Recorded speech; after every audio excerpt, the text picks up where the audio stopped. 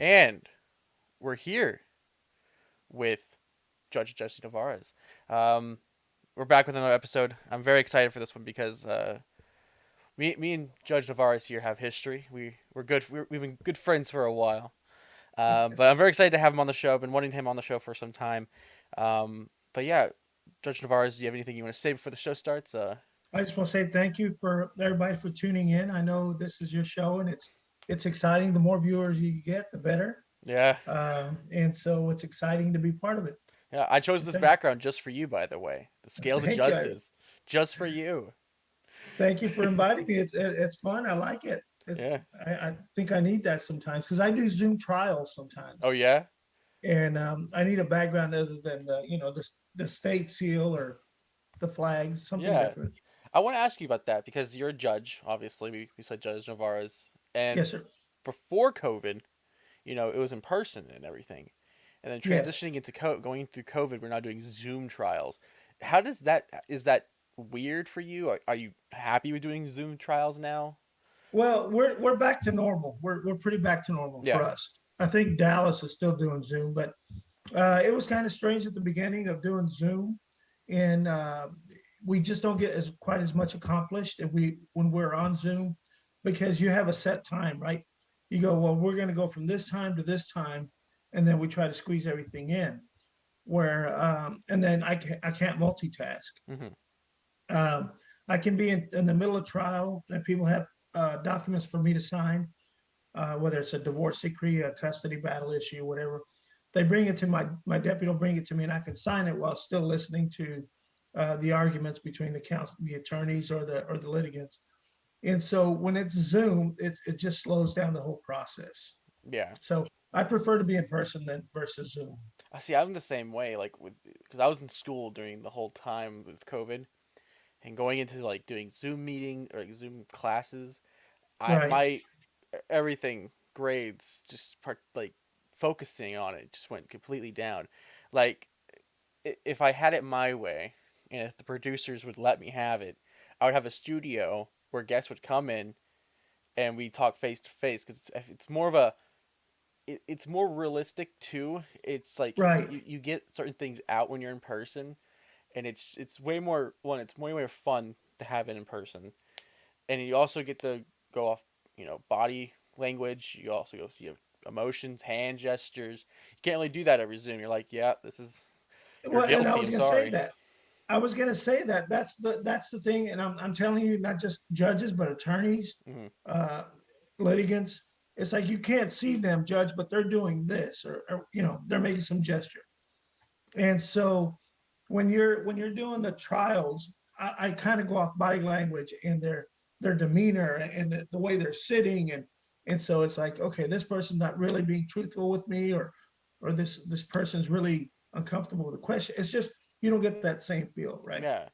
So I want to ask you as a judge, how do you deal with like difficult people, like with people being tried or lawyers or clients? How do you deal with that? well, it depends. And so let me get back. So just so people know, I'm a state district judge. I do family court, right? So So I'm I'm in the guessing you chief deal with a lot of financial. difficult people. So it's a family court. So yes, and it just depends in the situation. There's some instances where I can understand the frustration, whether they're dealing with an abuser or a narcissist, and it goes both ways. Just so that people understand, it's not just always men. I know people automatically think it's always the men, but you have women that are controlling, you have guys that are controlling. Um, and so it depends on the situation, really. There are times when you can just feel the frustration from the abused, and then they finally just blow up. They finally feel they're at a place where they're comfortable, they know they're going to be protected, and they say what they want to say. So I may take a recess.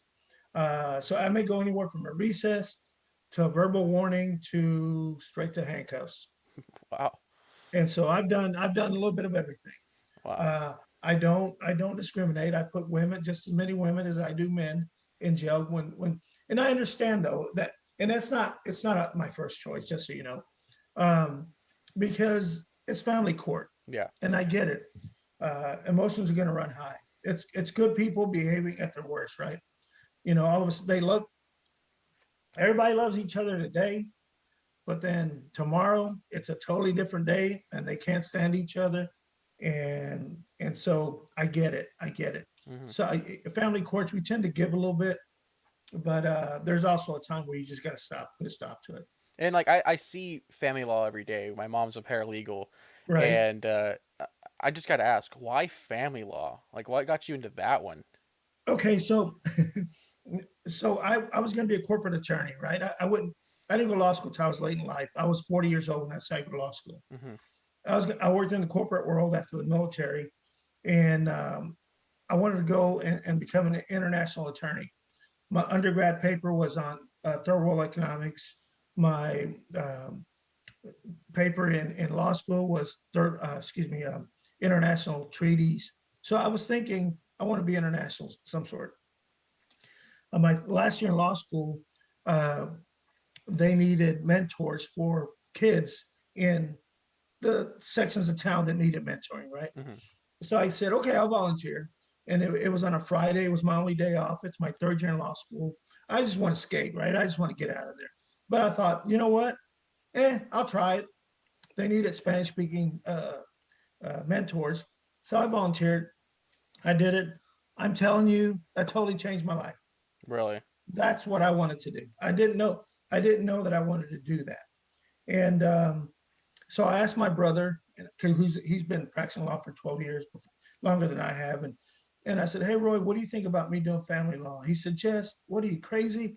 You'll never get anywhere. You'll never make any money. People are always unhappy. Just don't do it. I asked one of my professors that same day.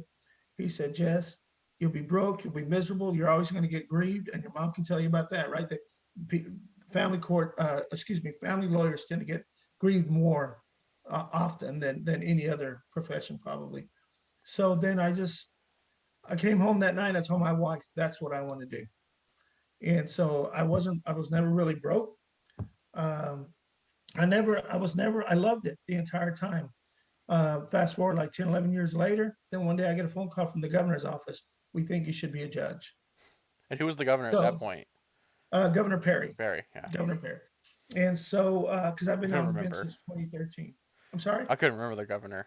I was like, Yeah, who was it? Governor Perry. Barry. So, and so I just, that wasn't what I was looking to be. Hmm. I wanted to contribute. I wanted my own hours. I wanted to do my own business, and Yeah. which I did. But once, and my thought was, I can better serve my community if I'm an attorney. They had a broader idea, a bigger idea that I would serve my community better if I was on the bench. Now, I didn't apply for it initially. Um, I had attorneys and other people that mentioned my name to the governor and said, "This is the guy you want to be." And that kind of leads me to my other deal is, and just be nice to everybody 24/7. It doesn't matter. And that's what I was doing when I was practicing law. Even when I had all the things in my favor and my client's favor, I was still nice to the other attorneys, to the other side. And so that's what people were looking for, a good temperament, somebody who practiced the industry or family court. And that's how I ended up getting the phone call. So, Wow. 9.5 years later, here I am. So it worked out for me. Yeah. Have you met, like, when you get a phone call from the governor? I want to ask this because I saw this about you. Do you Mhm. meet the governor in person or you just get a phone call? Because I feel like if I was running, I would want to meet the governor. No, no, he has because the governors usually are not attorneys. Yeah. And so, in speaking to the guy who actually interviewed me, he was an attorney, and he happened to be from Tarrant County, Oh, wow. and so I didn't know the guy, but he knew my brother, and my one of my study buddies from law school knew him. Mm. Excuse me, they were partners at the DA's office, and so he just said, I knew about you long before I even met you today. Excuse me. And so that takes me back to be nice to everybody. Hmm. I was nice to my study buddies and my schoolmates. That he said from when they were partners at the DA's office, she was telling him this is the kind of guy that he is what he is. When you meet him, there's nothing different. Mm. I mean, he's the same guy all the time. And so I kind of had a, I didn't know it, but I kind of had a little heads up. The answer to your question is no. Sorry, I'm being a litigant now. The answer to your question is no. but but I've met the governor. I've met our current governor. I've met most of the politicians except for the president. Oh, almost there. Almost there. Right. Right. Uh, I want to ask you, besides law, what other expertise do you have? And like, are you an expert Okay. in anything besides just law? Well, I used to, before, like I said, before I went to law school, I worked in the corporate world for 15 years. Mm. I was, I was in the accounting field. I did employment tax, corporate tax. I did, uh, I was over the payroll departments for large corporations, some Fortune 500 companies. So we send out 100,000 tax returns, excuse me, W-2s. Hmm. We did tax returns for 42 states. So I was actually an expert at that for the tax side. And so I did that. I was in the military. Um, when I was in the military back in 1981 to 85, I was a Morse code and I did Really? Morse code for the military. Yes. Wow. So I was an expert at that. That was my field. Oh wow. All right. What am I saying? Ready? Beep. Beep. Beep. Beep. Beep. Beep. Beep. Beep. What did I just say? Yeah, an expert, huh? What did I just say? That's actually diddy da, dit and das. Dits and daws. So it's is it dit dot Diddy, yes. dit da da Diddy dit. da da da. So like SOS would be diddy dit da da da diddy dit, right? Diddy dit is an What? S. So Just and you then like saying that, I was like, no, I'm good. Just send me the text SOS, please. yes, right. Right. You can do that. You can say Mayday. You can say pan, pan, pan. It just depends on what you're doing. So air. Let's talk about Air Force. How like before the interview today, you were at an Uh, event for the Air Force, so you're still heavily involved with it. I see. so I was in the Air Force from 1981 to 85. And so um, then, once I got out, I was 26 or so, and 25, I can't remember exactly. But then I didn't do anything military. So what I'm in now is actually the Texas State Guard. Okay. And so it's representing Texas or you know, doing stuff for Texas. But because I'm an attorney and I'm in the JAG Corps, then I represent the State Guard and the National Guard when they get in trouble. So I'm the Trial Defense Services, and there are a few of us in the Trial Defense Services. The others actually go to a battalion across the state, and they represent the military there, and My so that's what goodness. they do. Oh my god. Do you have any hobbies? like, like, you seem Yes. like you have a lot on your plate. Do you have just Okay. So I run, I swim, I bike. okay? Um, so last year, the last 2 years. Actually, I've been off for about a year now, almost. But I used to train for 6 days a week, Really? uh, running, biking, and swimming. Goodness. I So couldn't I do try to that. stay active. I can't do that. I could barely get out of bed. When I get out of bed, that's my exercise. It's a pull up. So there's some weeks I'd swim about, I don't know, 6, 7 miles, 9 miles, Wow. and then I'd run, but not all at one time, right? You're swimming a couple miles at a time or something. And sometimes I run 30, 40 miles or 50 miles during that week, and sometimes I bike ride, or and a combination of all that at the same time, right? You're doing it throughout the whole week. You may do 100 miles or over 100 miles, a couple hundred miles or something. Wow. So Judge Nevarez, there's a reason why I wanted you on this show today.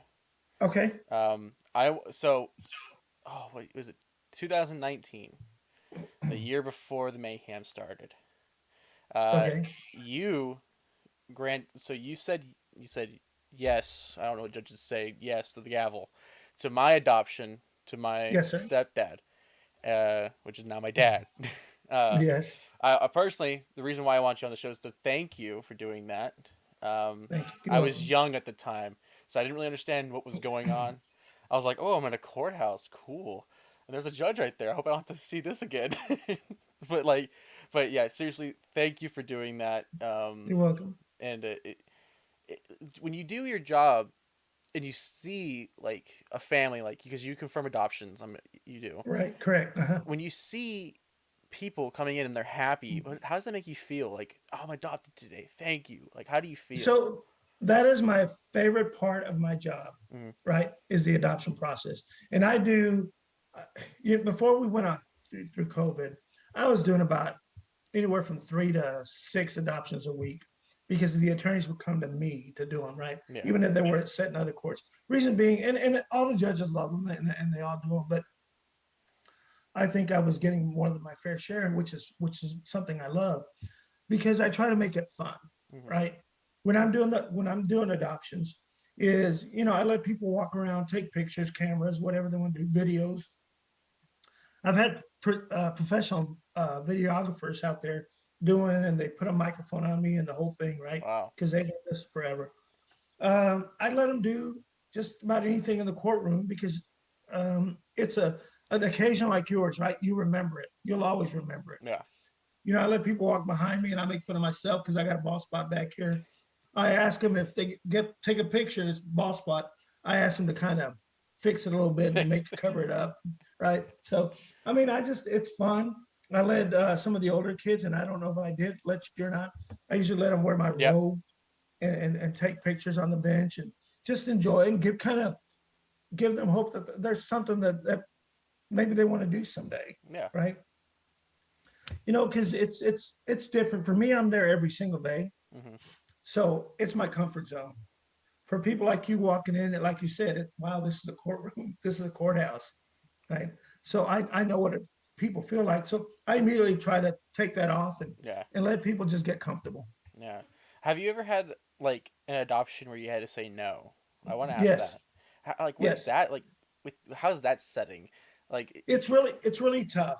I just tell them, listen, we can't do this adoption because of whether it's a criminal history, whether it's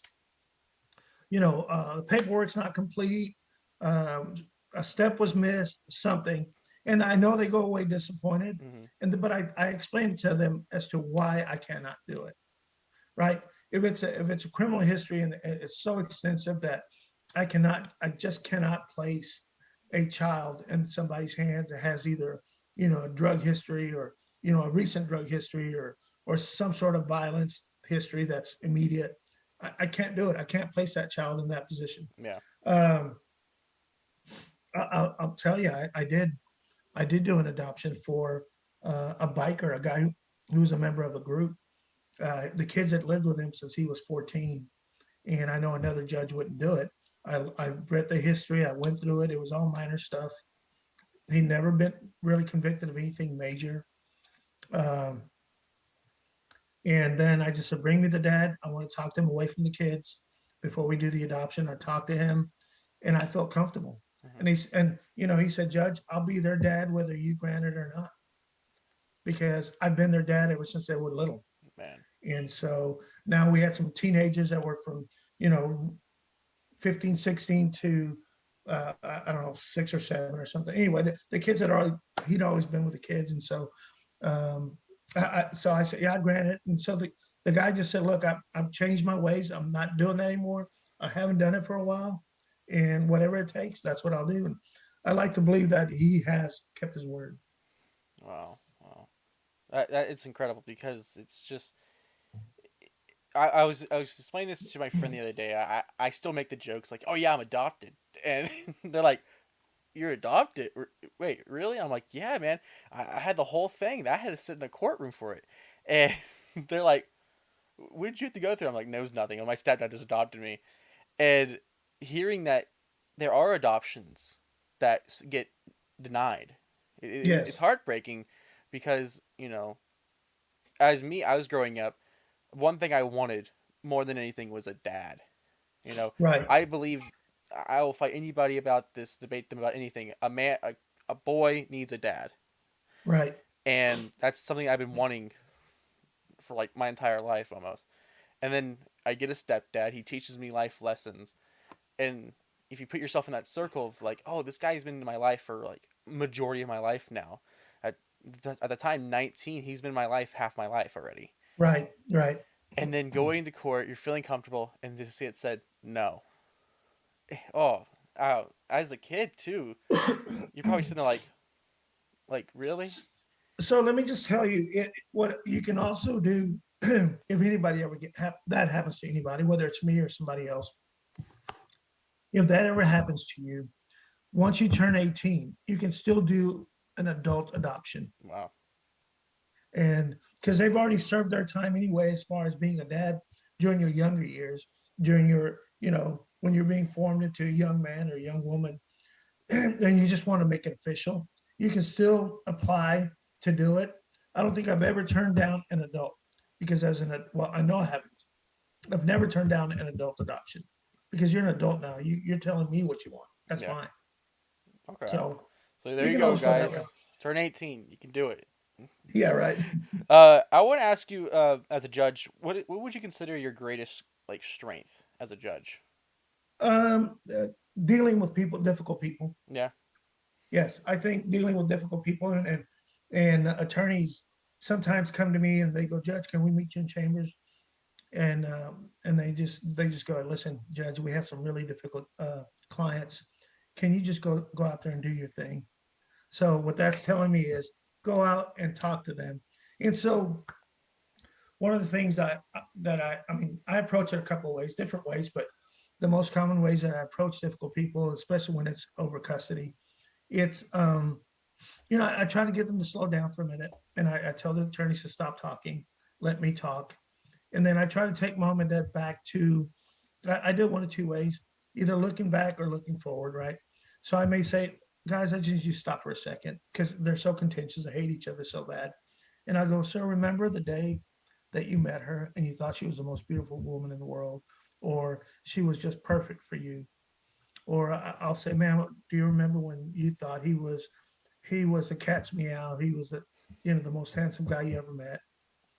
Then you guys decide to get married, and I take him through the process. Remember when you found out she was pregnant, or that you were pregnant, ma'am, and how you both were so excited. And Dad, you're there pounding your chest, saying, "Look at me. I just created a baby." Oh yeah. Oh, and I sometimes I do say because it's adults, right? Are all your clients? I mean, all your viewers adults? Yeah. Okay. So what I say is like, come on, Dad. You were real proud for all your 2 minutes maybe and saying, look at me, I created a baby. I said, while the woman while mom has to carry the baby for 9 months. And so then you're bragging to your families and your friends and look, the baby looks like me. No, it looks like me. I said, remember back then?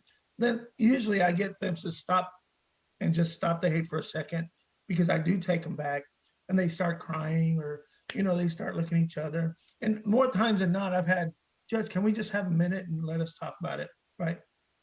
Uh, I may take them through the process of how we got here today and stuff. It's like, man, you're totally throwing away all those good memories for the moment right now. I mean, you had more good years than you're having bad years. Mhm. I get it. Your marriage is over, but let's not forget all those times. Sometimes I fast forward. You have a teenage girl. Dad, what are you gonna do when she comes home and says she's got a boyfriend? Right? She wants to go to the prom with this guy. And mom says, go talk to your dad. Or dad says, go talk to your mom. Guys, you gotta work together, right? We gotta protect this child. She graduates from high school, y'all still gonna be fighting. So I talk to them about stuff like that and ruin her day. You don't want to do that. Now she goes off to college. Then, first Thanksgiving, she says, Dad, I'm bringing Trenton home and show you that he's the love of my life. He's my God. boyfriend, right? Oh God. Now I'm like, oh no. Right. So they come home and I said, now, what are y'all going to do? I mean, she's got a boyfriend. She's a grown woman now, right? By law standards, in your eyes, she's still the kid. So then she graduates from college. You're going to fight about when she graduates to college, and you're going to be fighting during that time, right? You're not going to do that, ruin her day. But then she calls you one day and says, Mom, Dad, remember Trenton that I brought home from Thanksgiving that one day? He asked me to marry him, Oh gosh. right? I said, now what are you going to do? Fight over that and see who gets to be, dibs up front at the wedding or whatever? Guys, that she still needs you, right? So I take him through that. Now she calls you and says she's pregnant. You're going to be fighting about that. I mean, I just take them through the whole Yeah. process, right? And so then they stop and think, and usually at a minimum, I always get one person that says, "Yes, you're right. We need to figure this out." And then, but there's always, not always. Sometimes there's one that says, I don't care. She's this or he's that or whatever. But at least I got to move it. I got some movement, and then I know that either they're going to talk about it for a minute, or I'm going to decide, and then I feel good about my decision. Yeah. Right. Have you ever So had a during the court, like the trial of everything?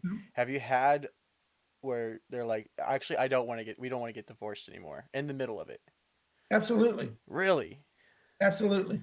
Wow. Um, and there was one time when there was a couple.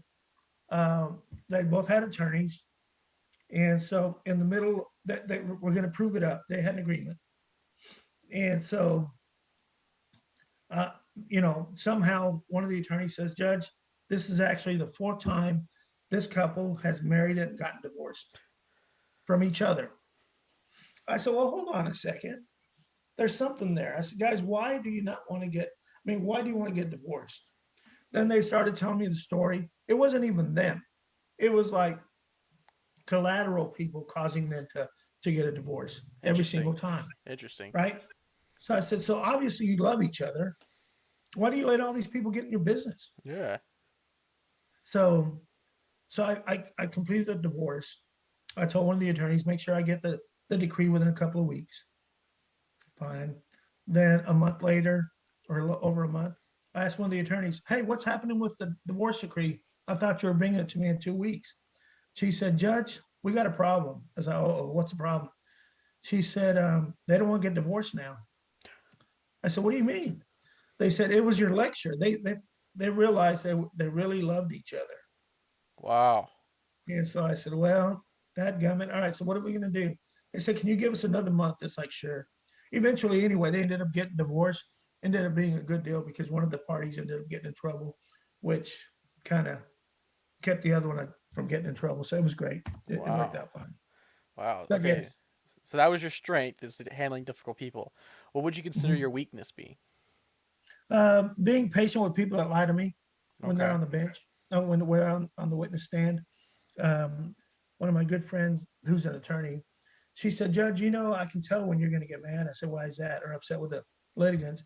She says, when they lie to you, as soon as they lie to you and you find out, you get really upset and you get short tempered with them. And then one Wow. day, one day there was a witness sitting in the witness stand, and I mean, she was just lying right and left, right. And then the attorney just happened to be walking in, and I got upset and I looked at her. I was like, dang it, she's right. That's exactly what just triggers me. Like, come on, you're there under oath. If I catch you lying, that means anything else you told me is probably a lie. Yeah. And you just totally hurt your case. You wasted all your money on the attorneys, and you just blew your case. Wow. So, I want you to do this for me and for the people listening. I want, if you can remember one, I want mhm. you to describe the most difficult case you've had.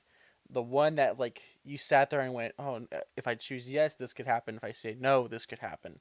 Like I want to know what case got you in your mind and like going, this can go left or right.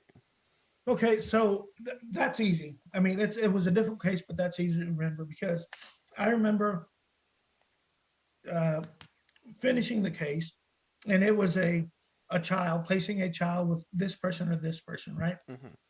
And it was a grandparent case. Grandma's had the child the entire time, and the child witnessed his mother pass. That's really not been the child's life. Um, Child doesn't really know dad, and the law says I have to give the child to dad, right? Yeah. Because he's a viable dad. Back then, it was it's kind of murky, but that's what we always did, even as when I was an attorney. But the child comes, so I said, you know what? Let me talk to the child. He said, sir, don't put with my dad. I don't know him. I really don't know him. I mean, I've met him. He's never gone out of his way to meet me. When I do see him from time to time, my grandmother drives to another state and takes me to see him. And my mom has never taken me, but my dad has never come over here to see me. So I was going, well, I mean, the law says this. but the child, his preference is here. His whole life is here. And so I ruled I had to give it to the dad. Mm. And so I went to one of the judges and I said, man, this is really bothering me. This is really, really bothering me. And I said, I gave the child to the dad. And that's really difficult for me to swallow, but I think I made the wrong decision. I said, because everything about the child is here. And she gave me some advice. And that was early on. And when I first got on the bench, and the judge said something that really has stuck with me, and I use it all the time now, is she said, you do your job as a district judge and let the Court of Appeals do theirs. Right. And so I ruled saying, well, you know what, I'm going to put the child with grandma, and um, and then let them appeal me and let the Court of Appeals figure this one out, because everything was here. The child had no idea who the dad was, kind of thing. I mean, he did, but he didn't, kind of thing. Yeah. And so I said, well, I'll just let the Court of Appeals do their thing. Well, they ended up agreeing anyway that that was probably best for the child. Yeah. But that was tough on me. That was really, really tough. Wow. I could feel like that was tough because you you said that this was like beginning, like your beginning part, like Right. in the beginning, and you don't want to get in trouble and be like, oh, did I just do something bad that's frowned upon, or am I doing the right thing? But yeah, that Because it was, for me, it was in the best interest of the child. You yeah, really, I mean, you want to follow the law. You got to follow the law, yes, right? And that's what I did. But in the child's best interest, the child is saying, my dad's never been around. I think the kid was 13 or something. He said he's never been around my entire life. mm, And now you're getting me to a complete total stranger. Because I do, one of the things I do also is I talk to kids all the time. If there's a custody battle, the law says if the child is 12 years old, you must speak to the child if they ask you to, right? If he's under 12, then that's at the discretion. And so I've kind of expanded my requirements when I meet with a child. It's like, is it how mature is he? Because there's some kids that are very mature. They just, oh you yeah, can't. But there's some kids that are very, because of the surroundings that they're in, they're very bright, very, very mature for their age. And so I'll just say, well, bring me the kid. Let me see what I can find out.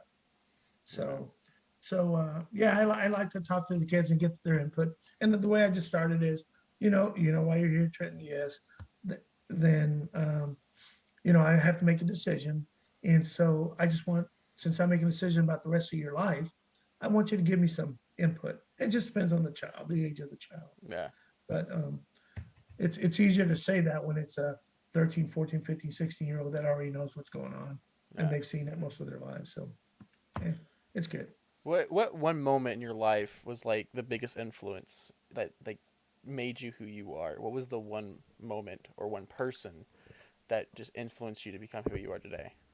Well, probably my dad. I'm a Yeah. lot like my dad. And it's just his hard work, and he was very strict about certain things. He had a oh, I'm the word's escaping me, but if it's like, if you didn't earn it, it's not yours, Yeah. right?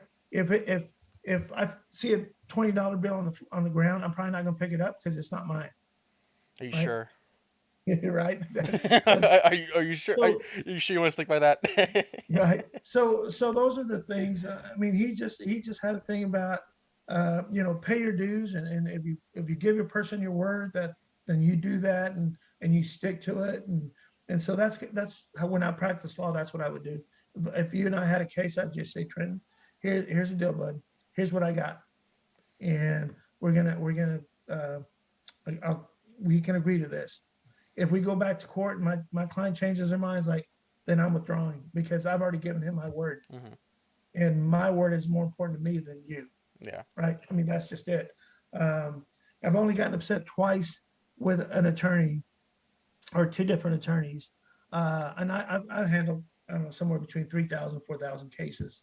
Um, I just I got upset twice because those attorneys backed out on their word, and so other than that, I was easy going with everybody else Wow. and protecting my client at the same time. I So still don't believe you about the $20 bill, by the way. If I see a, No, no. if I see a dollar or a quarter or a penny, I still pick it up. Like, ah, yeah, payday. If it's a penny, I might pick it up. But It has to anything be heads else, up it's though. what's that? The penny has to be heads up though. Oh yeah, right. But yeah, I just can't. I can't. Um, I just don't do it. I don't do it. You know, Yeah. I had a guy one time knocking at my window at a 7-Eleven, and he there was some money sitting right beside my car, Mm. and excuse me, I saw it. I didn't pick it up, and so he knocks at my window. He says, "Hey, sir, you dropped your money." I said, "Sir, it's not my money." He said, "Yes, it's your money." I was like, "No, it's not." So I drove off. He goes, "Okay, I'm going to keep it." Yeah. I said, "Kids or something." I don't know. Wow. Wow. That's very interesting. I wanna I, I wanna ask you something. Like, has there ever been a moment in your life in this career where you almost said, you know what, I don't want to do this anymore? I feel like everybody has that moment in their type of career. I've had it. no, I mean, Do you love what you do? I love what I do. I can't really say I've ever quit on it. Hmm. I can't say I have. I know I've gotten tired. Uh, I know when I was about 50, I um, I was getting really kind of tired and burned out a little bit. Hmm. So I ended up I needed exercise is what I kept telling myself. I told my wife, let's go run a marathon. I mean, you know, let's train for a marathon. And she said, good luck. That's what I would say too. So then I started training for a marathon and I was always running. I mean, I started running a lot and found out that worked for me. Yeah. So I'm constantly always looking for that challenge outside of work to clear my mind. Yeah. And so when I was running, people would ask me all the time, especially a lot of attorneys who didn't work out or exercise stuff, and they go, "Man, how do you do it? How do you, when you run, what do you think about?" It's like, I don't. That's just it. That's why I run. Mm. You don't think about anything. I mean, obviously, when you're first starting, you're just thinking about surviving, Yeah. right? Right? You're dying, you can't catch your breath, whatever. But once you get in shape and you're running the 18 or 20 miles, I mean, that was at one time I was running 70 miles a week, Oh my right? gosh. And so you're in such great shape at that point that you don't really think about anything. And like I didn't. Every once in a while I listen to music, but most of the time I just like to listen to the nature. I mean, I just cleared my mind, Yeah. and so I have to find something. Yeah. So What type of that's music what do you got me listen through. to? Uh, a little bit of rock and roll, a All little bit right. of country, a little bit of, but mostly I'm a 70s, 80s guy. I mean, Okay. so All right. Yeah. Yeah. So, as of rock. making this interview, you just wrapped up on an election, and Yes, sir. you're proud to announce that you've won that election. Yes, sir. Congratulations! Thank you. You're Thank you. reelected. Yeah, Yes, thank you. yeah. Uh, We talked about it briefly before we started the show, but I really want to uh, expand on it. Like, do you like having elections? Do you like running for like? Do you like having that experience? well, yes and no. I mean, it gets very tiring, Hmm. and it can wear you out. Depends. So I've run two elections with against or where I had an opponent, and I've run one where I didn't have an opponent. I thought that one Um, was easy, right? No. that yeah, that was really easy. But the fun part is you do meet a lot of great people, a lot of neat people. Yeah. Then you do meet that person that says, "I'll never vote for you because of whatever," and that's okay too. You got to understand, and anybody that runs for anything knows that you're not going to get 100% of the vote. Yeah. You're just not. So as long as you get the majority, you're good, right? That's right. But I understand. I understand. And I mean, I had friends the first time I ran um, because like I said, I got appointed first by Governor Perry. And so I was finishing the 4 years. It's a 4 year term. And so um, Randy Catterton, who I replaced, he retired in the middle of this term. And so when I got appointed, I shut my practice down, knowing that there could be a possibility that because I had to run, knowing that there's a possibility I'd have to reopen my law firm if I lost, Hmm. right? But I ended up winning, and so during that time, I had friends that came to me and said, you know, Judge, I can't vote for you. I'm voting for this guy because he was my friend a lot longer than you were, or a lot long ago before you were. And so I always promised him if he ran that I would support him. He's like, I get it. I don't have a problem. I know I'm not going to get 100% of the vote, Hmm. But and so I ended up winning, and they came to apologize. There's nothing to apologize for. I mean, I get it. Um, Are you sure? and Are and you sure you so didn't go like, yeah, top no, dog right here? no, no, no, no. So here's the deal, and my brother and I had this discussion all the time. Mm, If you feel like being a judge defines you, you probably shouldn't be a judge, okay. right? Because you're going to do whatever it takes to keep that job. You got to rule based on the law. That's it, without worry about what some political group is saying or thinking, or what a representative or a congressman's going to say about you. You shouldn't care. Otherwise, you're not doing your job. I don't do that. I know that I can put a robe on every day, and at the end of 4 years, I may or may not be there, Mm. and that's okay, because you know what, Trent? I'll make more money if I go practice law than if I am a judge. So I'm okay either way. So, That's just uh, that's the end factor because I can make more money doing this. but I love what I do. I mean, Yeah, that's just it. you It's given have me an to opportunity though. to help more people that way. I, So I've I'm ta- good.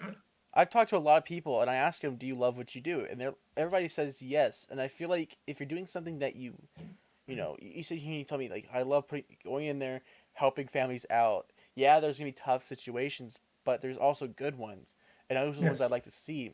If you're saying that, you're passionate about what you do, and if you're passionate about what you do, you love what you do. For me, I'm passionate about. I'm working on this a project that I worked on last year inside the musical. Or no, entering the spirit realm. We made it, finished it, up, out.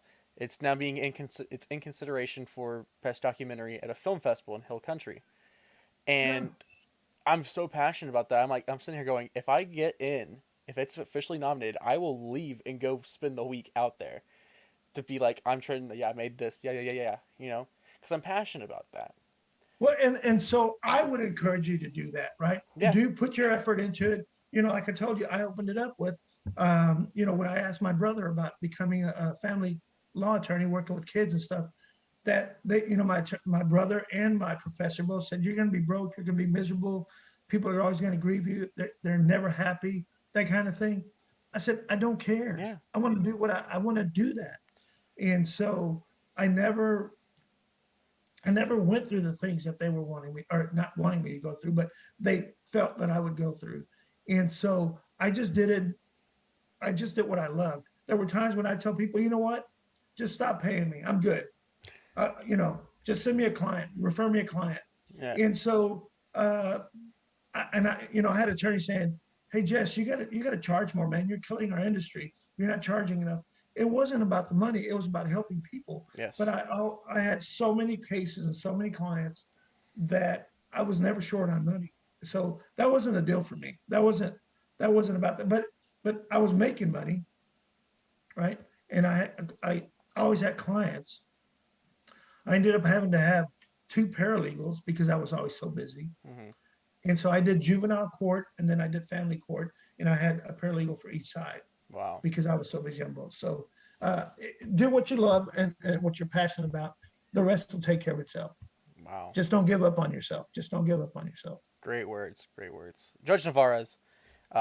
This part of the show is sponsored by our good friends over at Poddex. Do you know what Poddex are, Judge Navarez? I do not, sir. Do you? I'm gonna tell you what they are. Okay. If you're interested in starting your own podcast or just wanting to get to know people, these are great ways to do it. They're a deck of cards that have different questions that are basically just to get to know each other more. They're fun Okay. ones. This is the interview deck. This is the one that we're going to be using today. But they also have like, listen to this, ready? The Would You Rather deck, which is just a bunch of Would You Rather questions. Or they Uh, also have a What the Heck deck, which is just random questions. They're like, what the heck? Why would you ask me that, Trenton? I don't know, Judge Navarez.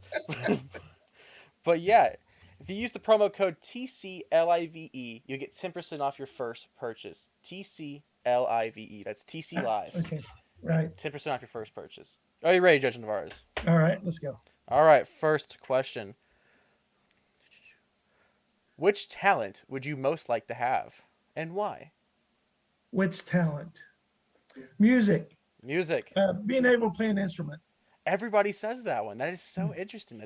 That's a common answer. So let me tell you, Trent. I've got a baby grand downstairs that I bought in 1994. Wow. It's still brand new. Well, except it's getting worn out by just weather, but or time. But I was going to go learn to play a piano, but then my profession took off, and then my legal career took off, and then all of a sudden I became a judge. And my wife says every time you change, it's just right when we're getting comfortable. Well, I was getting comfortable. I was getting ready to go take piano lessons and never got to do that. So yes, music. I Music. love to Wow. play piano. I used to play the saxophone. Fun fact. And Oh, very nice. I was quite good at it. I stopped because, well, there's a documentary about it. Check it out. Okay. I have no talent. I have no musical Oh, talent don't say whatsoever. that. Everybody has talent. The only thing I can play What? is the radio. Oh, there you go. There, Hey, that's a dad joke for you. you know what's funny though? The radio. There's some people alive today that don't know how to work a radio. Oh Lord. So there you go. Talent. There you go. If you were to have if you were to have $100,000 right now, Yeah, and you had to donate it to a charity of your choice, which charity would you donate it to? that one's easy. Yeah, Any children organization. that's a great answer. Why is that? It's just because that's why I got into doing law stuff, family court stuff, because I wanted to help children. I've represented hundreds and hundreds of children as an attorney. No, that's a great answer. So that's why I got into it. Well, I told you I did the mentoring program with kids. Immediately, I knew that's what I wanted to do. Yeah, So, I think for mine, probably cancer research. Let's get the cure done. You know, yeah, that's no, I had great family cause. die of it, and I want to not have many more family members die from it. But yeah, it's if only I had $100,000. To give. Buy my pod decks, people. TCLIVE. Next question: what is left on your bucket list? Oh my. Um, God, what is left? Yeah, Well, so I used to not be able to swim until 2 years ago. I was totally terrified of swimming. really. Right? I mean, I would sweat at the thought of swimming. My wife and I used to have a pool in the house before we bought this one 20 years ago, and I just never got in the water. Mm, I almost drowned as a kid, and so I was terrified. I've since learned to swim using YouTube. wow. And then that's why I was training. I was biking and running and swimming because I was training for an Ironman that I had never done. And I still haven't done because they've canceled it twice because of COVID. Oh, But then I had to take a break because it's campaign season and all this other stuff and military stuff getting in the way and work. Um, so I still like to probably do an Ironman. That would be it. But I learned the swimming part. That was the most ridiculous thing for me. I even broke into sweat just thinking about getting in the water because you're not just talking about doing it in the pool. You're talking about doing it in the lake, right? yeah. And I've since learned to swim at least. Well, you got to swim 2.4 miles in an Ironman. So you got to swim 2.4 miles in the lake or the ocean, and I've done at least half of that just out on my own. Wow. That's so So cool. My biggest fear is the ocean itself. I used to go in it a lot, but once I found out what lives in the ocean, I was like, you know what? I don't want to go back in there. And so, yeah, there you go. Fun fact about me. Uh, my bucket list, man. I have a lot of things on my bucket list what do you because have? there's I want to run for office for something. There's that one. Okay, It's in the works. very good. Yeah. What else is there? I want to be on TV. Um, I want to have In what capacity?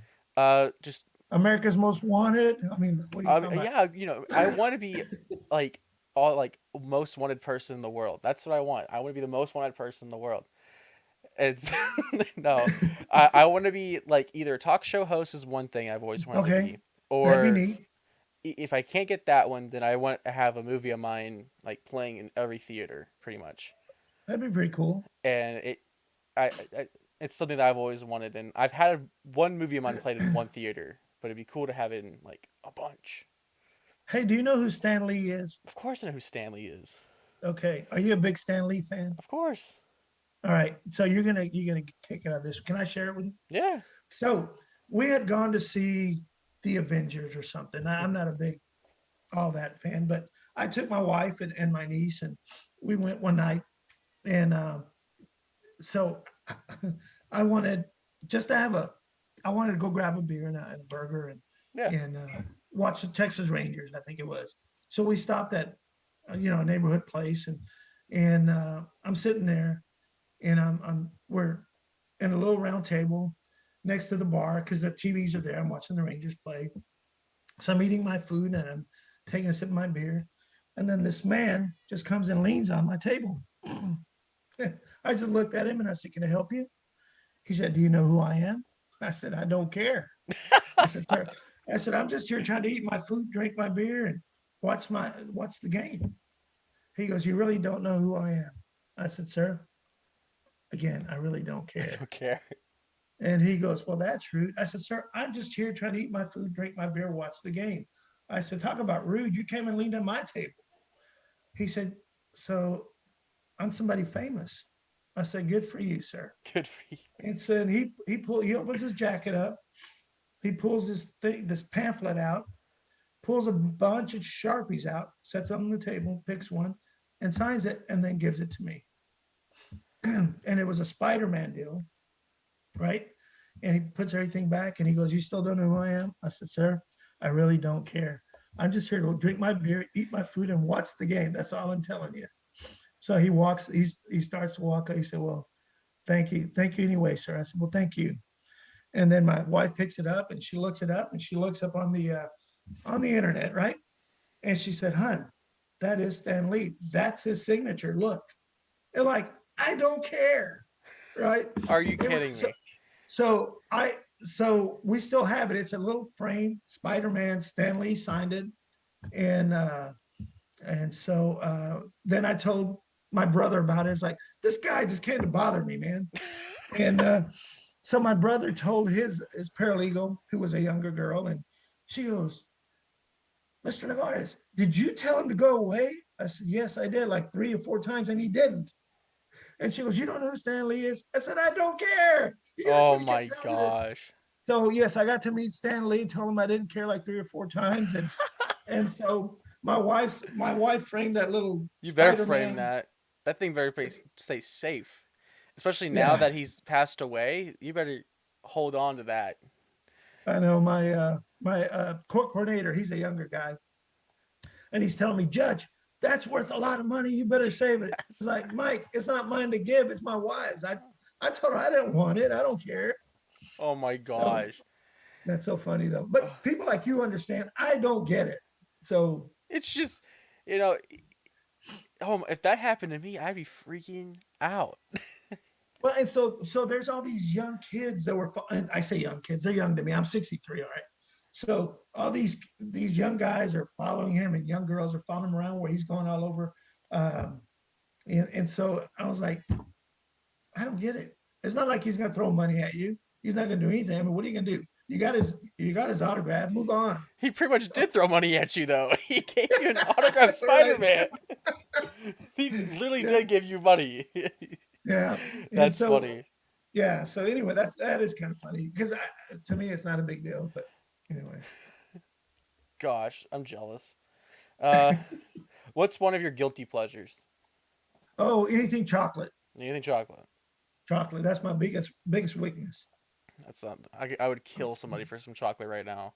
I mean, not killed. You're a judge. I can't say that. Uh, I would simply ask for it. So I mean, there are not a whole lot of things that I do go out of my way for, but probably chocolate and ice cream's close second. Wow. Yeah. Mine. Oh, I I love gummy candy. Hmm. Like gummy bears, worms. All. I love that. Soda is a big one of mine. You know, I, Yeah.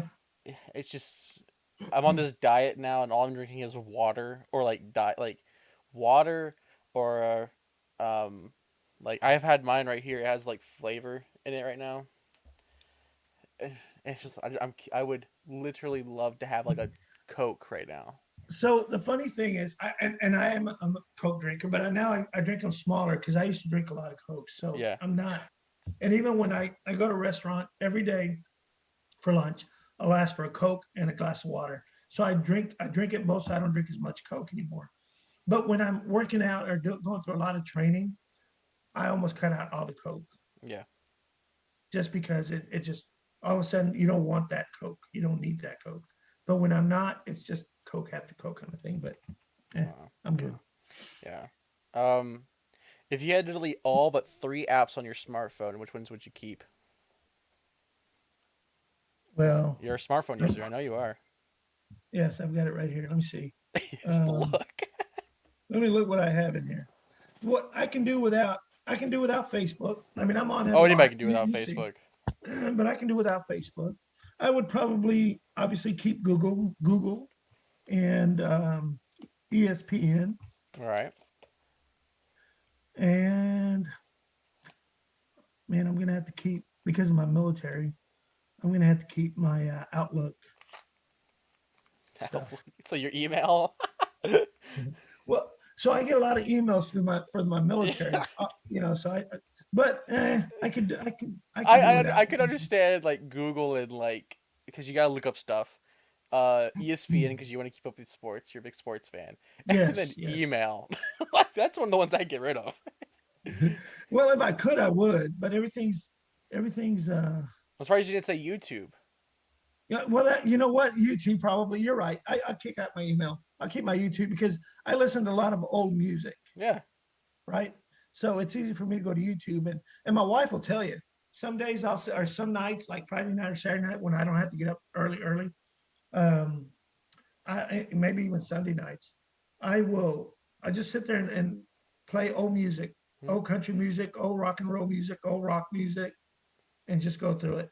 Yeah. I mean, for So me, three apps I would keep. Oh, okay. YouTube's number one because like that's probably my most used app. I think I can lit. I think it's almost the equivalent. it's of Google, right? It, YouTube is owned by Google. Yes. But I'm saying they're. I mean, like if I got rid of Google, you can look everything else up on Yes, it YouTube is. almost. Yeah. And just in the last 7 days, so from today to Monday, uh, I've had 17 hours and 37 minutes watched on YouTube. Oh wow. Today alone, I had almost 3 hours. It's just that's all I use. I usually like have it on the background. I'm doing stuff, YouTube music, just having that play, and yeah. So YouTube's the number one. Number two would be ooh, oh, this is hard. I'd have to say Instagram because I mean, I yeah, mean I use the it. main reason is so I can keep up with people. I might not like the people, but at least I could just because I can also find like you know cool things through like the discover part of it. So Yeah, I right, have right. that, and then the last one would have to be man. I'm so boring. I have like I don't play games or anything anymore. So I guess email. I guess. You talk about playing games. My wife and I once, when we first came out, right? When it first came out, Yeah. we kept trying to get it. You couldn't find it anywhere because it kept getting sold out like that. One time we showed up to Best Buy on a Sunday and I forgot it was Sunday. And so they weren't open yet or something. And we walk up and the guy says, "Are you here to go in?" It's like, "Yeah, when do y'all open?" He goes, "In about 30 minutes or something." I don't know what it was. Anyway, the line was just there was starting to be a line for because they were giving away like deals so you could buy a Wii. And so coupons or something. And so I said, "Sure, I'll take one." We bought the Wii. I think I used it twice. It's still brand new. It's in there somewhere. But I'm just not a games guy. I don't do indoor stuff. You don't do any of those stuff. Indoor, yeah, I So don't once the play first that. outdoor game console comes out, I guess you'll be the one to buy it. If there's something outdoors, yeah. Because like I I said, I I gotta run a get you in a bike. I swim. VR. I gotta get you in a VR where you put the headset on Yeah, yeah, yeah, and yeah. you're sitting there like an old like whole new thing. I gotta get you in that. I want to see what you So react to. so I'm like I do like the modern like the television like 4K. Yeah. We went to try to get it. My wife wanted a bigger TV that whatever. And so she wanted a bigger TV. We get there and the guy says, "Have you thought about buying a 4K?" It's like we already have 4K TVs. He said, what about an 8K? And AK. my wife said, what? 8K? But we have direct TV. It doesn't support 8K. So we have a TV that's pretty much useless. Don't I worry. mean, It's mainly for movies now because everything's streaming, and so they're making 8K movies. There's even 12K now because really, you got to get that extra four, and yes. it's all about the number now. It Yeah. used to be like, oh yeah, this thing costs $8,000. You want it right because it's $8,000. Okay, yeah. So yeah, my TV right now is 4K. I'm happy with it how it performs. I'm happy with my 4K in my bedroom. And I mean, I'm happy with the 8K, but it doesn't do anything for me. Yeah, I it mean, doesn't do anything. it doesn't do All anything. right, you could pick left, right, or middle. Right. Right. This one. All right. This is a good one. Uh, when were your parents most disappointed in you? Uh, Give me that juicy story, Judge Navarez. yeah, probably. It probably would have been when I got my divorce when I was like 20 years old. I 20 got years married, old? got I was 25 actually. Oh, okay. I was in the military, and it just did. It was my girl I met in high school. We were good, and we're still friends uh, from way back when. I was in the Air Force, and I was stationed overseas, and I was gone all the time because of the military stuff that we did, and it just didn't work out. You're young, and Yeah. you're wanting life, and it just didn't work out. And that's probably when they were most disappointed. As a judge who handles a family law, to you, what do you think is the right age to get married? I want to settle this right Um, now.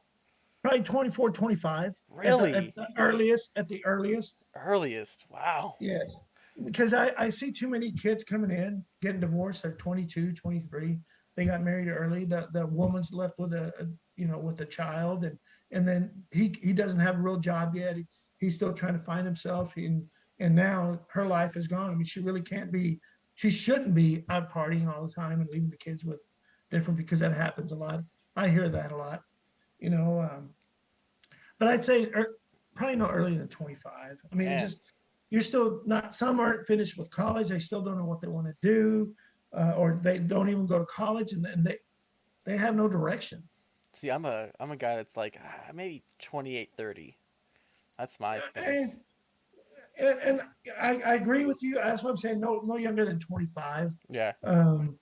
because hopefully you're already out of college by then, or you've already picked a career that. Because when I talk to kids, I don't just say go to college. I'll say pick an occupation or a profession Yeah. that is going to support you for the rest of your life, right? So you're not jumping from here to from job to job to job, which a lot of kids come in, and I say kids again. I apologize, young men, young women that are still trying to find who they are and what they want to do. Yeah. And so if you're a guy, I mean, you're supposed to be the supporter, and Yeah. you're still trying to find your way. I mean, you can't live off your mom and dad, or you can't live off her mom and dad. If you're going to get married, or if you're going to have a child, you better be ready to support that child, because I'm going to make you support that child. Moms and grandmas and grandpas come in, but he's still so young. I don't care. The baby's younger, Yep. right? I agree. So you gave up that right, and I tell them all the time, you gave up that right to be a young kid and partying kind of guy when you decided to have a kid. See, You became a parent. that's my tactic. See, I'm staying young forever. No kids for me yet. There you go. Not There even. you go. I'll have a kid when I'm like maybe 35. That's when I feel old now. I'm like, all right, yeah, I'm ready to settle down. So let me just tell you, 35 is young. It is young. It's still young. Yeah. I feel like it, 30. I mean, looking now at it, like with all of like the technology we have, Uh-huh. 35 is like back then. 35 used to be old. Right. No, I 35, totally get it. 35 now. That's young. I mean that's not Yes. even middle aged yet. Yes. If we're having Yes. people living to past 100 now, oh, nah, 35 is still pretty young. So one of my colleagues' mom died. Yeah, passed away a couple of weeks ago. She Mm. was 103. Oh my gosh. So yeah. So people are living quite a while. My mom is 80, 81. She lives with us. My dad passed away a few years back, and so I moved her in with me and or with us, and she still comes and goes, and she drives, and Good for She goes her. to the Y. She does her share yoga and her She does uh, yoga. yeah. Well, it's their version of yoga, Oh, but still, that's um, pretty impressive. I right? I She know some does. I know some 80-year-old people that can't like walk. That's impressive. Good for her.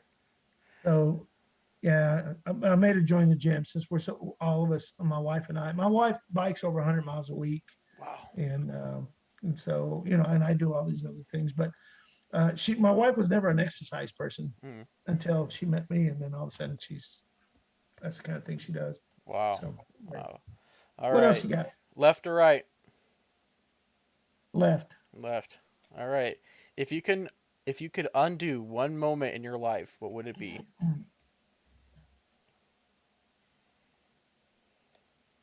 Oh yeah, this is the thanker, isn't it?